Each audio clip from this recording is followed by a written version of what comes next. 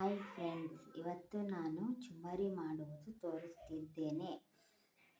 ಅಂದರೆ ಒಗ್ಗರಣೆ ಹಾಕಿದ್ದು ಅಲ್ಲ, ಇದು ಹಾಗೆ ಒಂದು ಉಳ್ಳಾಗಡ್ಡಿ, ನಿಮಗೆ ಖಾರ ನಿಮಗೆ ತಕ್ಕಂಗೆ, ಒಂದು ಟೊಮೊಟೊ ಹಣ್ಣು ತೊಗೊಂಡಿದ್ದೀನಿ ನಾನೀಗ.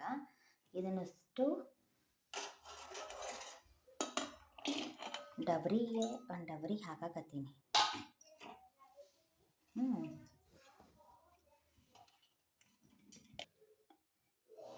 ಈಗ ಇದಕ್ಕೆ ರುಚಿಗೆ ತಕ್ಕಷ್ಟು ಉಪ್ಪು, ಅರಶಿನ ಪುಡಿ, ಎಣ್ಣೆ ಹಾಕಿ ಕಲಿಸ್ಬೇಕು. ಈಗ ಚುಮ್ಮರಿ ಹಾಕಿ ಕಲಿಸ್ಬೇಕು ಇದನ್ನು ಚೆನ್ನಾಗಿ. ಈಗ ಚೆನ್ನಾಗಿ ಕಲಿಸಿದ್ದೇನೆ. ಈಗ ಒಂದು ಸ್ವಲ್ಪ ಪುಟಾಣಿ ಪುಡಿ ಹಾಕಿ, ಈಗ ಒಂದು ಸ್ವಲ್ಪ ಸಕ್ಕರೆ ಹಾಕಬೇಕು. ಪುಡಿನಾರ ಹಾಕಿದ್ರೆ ನಡಿತೈತಿ, ಸಕ್ಕರೆ ಹಾಕಿದ್ರು ನಡಿತೈತಿ. ಈಗ ಸಕ್ಕರೆ ಪುಟಾಣಿ ಪುಡಿ ಹಾಕಿ ಕಲಸಿದ್ದೇನೆ.